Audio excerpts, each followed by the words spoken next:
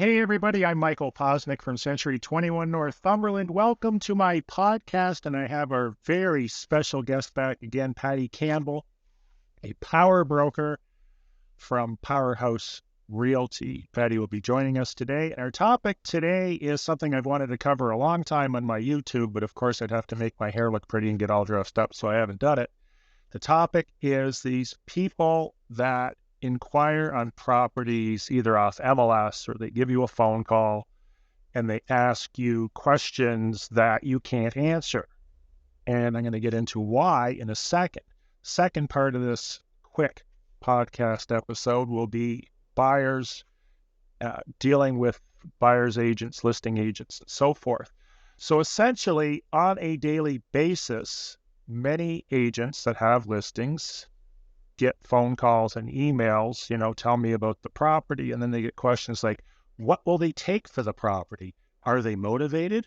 What's the scenario? They're looking for things like divorces, foreclosures, can't pay their debts. They're looking for bad stuff to use as leverage as a purchaser. Unbeknownst to them, as a listing agent, my responsibility in legal terms, my fiduciary responsibility, or in real estate terms, agency, basically I am representing the listing agent 100 or the listing 100%. So I'm representing that listing, that house, land, business, whatever. So it's my job to do everything I can to get the owner big bucks, super nice, clean contract, nice deposit, all that sort of stuff that owners love. My job is not to give the purchaser a bunch of ammunition and dirt on the vendors that they can use against me so I can get a lousy offer that nobody wants. That is the responsibility of a listing agent, to present that property in the best means possible.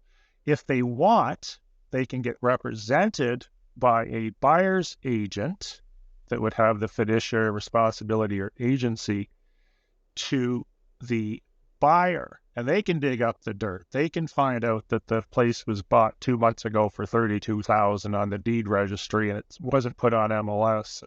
Now they want $170,000 for it. They just replaced the floors, which are on top of asbestos tile and rotten flooring. So basically, the point I'm making is when you call a listing agent, that listing agent represents the seller of that property, not you.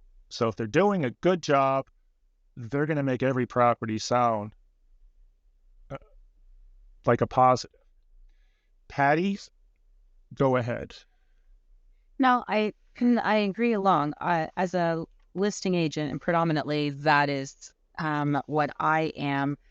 Yes, my fiduciary obligation and responsibility is to the seller. I cannot share personal information unless permission has been given to me by my seller client as to why they're selling the property. Now, a lot of when you're getting into asbestos and that, there is, as a listing agent, to better serve my seller client, I do try my best to insist, and I probably get over 90% of my sellers to fill out a property condition disclosure statement with regards to your statement about asbestos. Because if my client is aware, I would rather that come up and my client get full disclosure. So anyways, just with regards to that note. But yeah, as a listing agent, we cannot disclose, again, unless instructed by the seller, why the seller is selling whatever, the piece of land, the residential property, the business, again, unless otherwise instructed by the seller. So yeah, your role, exactly as you say, is to showcase the property in the best light, enhancing the features. Here are the strengths of this particular product that we have offered. Right, and you tipped on something that sort of a rabbit trail to this conversation, but disclosure. It's extremely important, in my opinion, to be as honest as possible and disclose any material facts you know about the property if you're a seller. Because if you don't, you're going to end up in a lot of trouble down the road when the new purchaser moves in and the neighbors tell them the basement was flooded. They just installed asbestos siding and their place is infested with rodents, unless you like rodents. But the fact is, we ran into a scenario recently where the agents were, they both seemed like they were representing the seller, even though they weren't. The buyer had their own agent, but she was obviously in cahoots with the listing agent. You say that was fair? I would say the buyer's agent and the listing. Right. So the question posed to the buyers, both agents actually, was when did the house last sell and how much did they pay for it? And the reply is, well, the last time it was on MLS was in 2012. And that wasn't the question. MLS is just a database that agents and brokers use to put data in. It's not the holy grail to what happened with that property. The holy grail would be the registry with the tax department, which would tell you actually what transacted. And in this case, the house just recently transacted at a substantially smaller amount as a private sale, as I think it was a property tax sale from the province. It wasn't in this province, it was in another province, but it's the same. But that wasn't disclosed. That should have been disclosed. When you're paying, 10 times or 5 times more for the house than it transacted for 2 years prior, there's probably something wrong. Reactivate truck. We're in our F-150 recording studio today again. So having said all this, the bottom line is know who is representing you as a buyer or a seller. As a seller, it's pretty simple. You sign a listing agreement, you sign an agency disclosure, the fiduciary responsibilities is to you. But when you're a buyer, the waters get much more muddy, and maybe Patty can explain the 4 different categories or 3 categories plus being a customer as far as the legal terminology is concerned.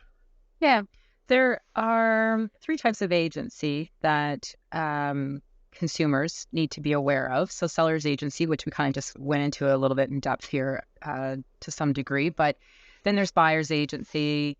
Buyer's agency means you have your own agent and with a different company, a different brokerage than who the seller has their listing being advertised or promoted with. So it's a completely separate company. That buyer's agent represents you. Their fiduciary obligation or responsibility should be to disclose and get as much information about the property as possible. But just know things with regards to, and this is something we've been discussing at my office, we can't disclose as realtors information on the demographic, the nationalities, the age, the demographic. Like we can't get into those kinds of items. So just a heads up, if these things are important to you, you would have to do your searches on your own because we're not allowed to discriminate against any subdivisions or areas. But anyway, so buyers agents are responsible to, disclose to the best of their ability, defects that they may find within the home. They're representing you. They should be pulling a full registry report on the property, letting you know what the property taxes are. Knocking on neighbors' doors. Yeah, that's a good idea. And just property condition disclosure statements. Not all agents are advocates of getting their seller clients to provide one of these. Some of them say it's not worth the paper that it's written on. I do disagree with that. I feel it shows transparency. I feel it does instill a level of confidence into a buyer client. If I'm representing the buyer, I feel more confident being able to promote Make that our next podcast. Oh, cool. Okay. And these are the services that we provide as a buyer's agent. A buyer's agent, just because someone says, hey, Michael, I'd like to see this property, and Michael takes you out and shows you the property, that does not imply agency necessarily. So there's agency is a huge deal. It could take a week training course for lawyers to do a law training. And we're just really keeping this super simple. But as long as for our listeners are educated and know what the differences are. So buyer's agent, different brokerage, they represent you, the buyer. Then there's something called limited dual. So limited dual agency is handled differently depending on the province in which you live in. Some provinces do not allow it at all. Some provinces will allow the same brokerage, but not the same agent. You are still in dual agency. However, you are at least arm's lengths away from the clients. And then some, like Prince Edward Island, were allowed to do limited dual agency where the same agent can represent the buyer and the seller. So And that will so that would be like a divorce lawyer representing the husband and the wife. Yeah, no, exactly. It shouldn't happen. I agree. That also allows the listing agent, to double end the listing. So they double their commission, because that would normally been split with the buyer's agent. But in this case, since they're representing both sides, they're incentivized by that. And they're trying to represent both sides. So by trying to represent both sides, they can't really represent both sides. Getting back to the husband and wife scenario, in a divorce, let's say, as long as they agree amicably, and this is what we're going to do, and you can have the house and I'll have the cars and we're done, that's fine. But if you're getting into any negotiating potential at all, which you are most of the time, you should have your own representation. And that's a good right there. Under limited dual agency, you have no representation. And especially as it pertains to price, you are completely on your own, trying to blindly determine and navigate your way through the purchasing process and the selling process. So as a listing agent, I have in the past, and I will, full disclosure, about 33% of my business used to be limited dual when we were in a buyer's market.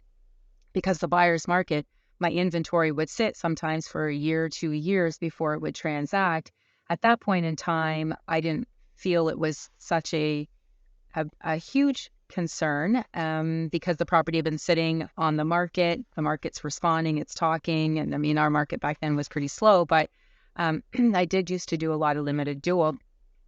Today, not so much, especially when we were in the seller's market, because I felt it was doing a disservice to the buyer, not being able to advise them with regards to price. And I wasn't going to work against my seller client and plant a different seed in the buyer's head and then speak out of both sides of my mouth and then go back to the seller and say this, and you just can't do it. And it's just going to age you. So maybe you should take a look at your realtor and see how aged they've been in the last couple of years, because if you do this business right, ethically, and responsibly, you should be able to sleep at night. If you are trying to tiptoe both sides of the line, it will age you, it will stress you out. And that's not something that I care to have happen to myself personally. So limited dual, especially as it pertains to price, I can go back and forth and say, seller wants this closing, buyer wants that closing.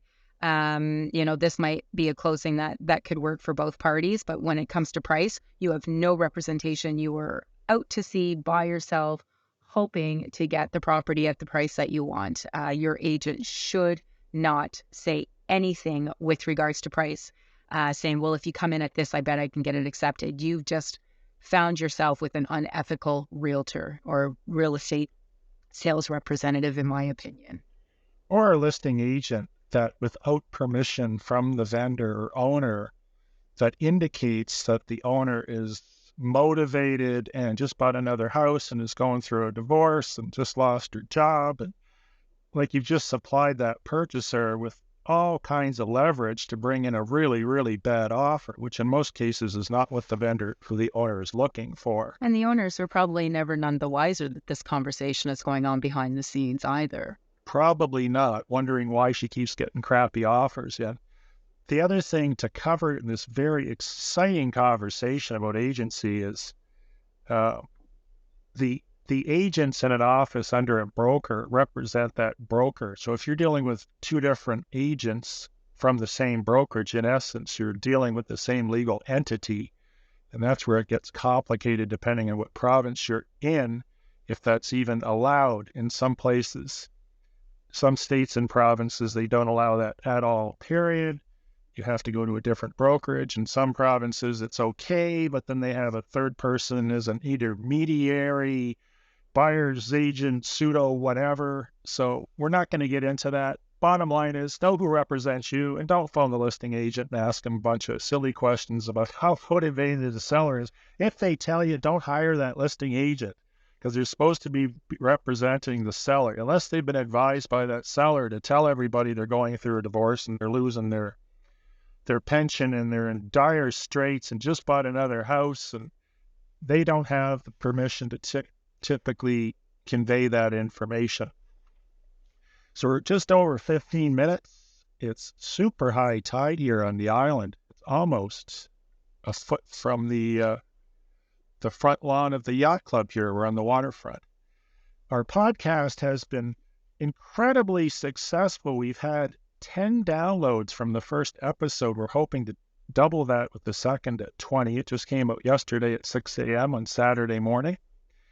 And this being the third, we'll see what happens.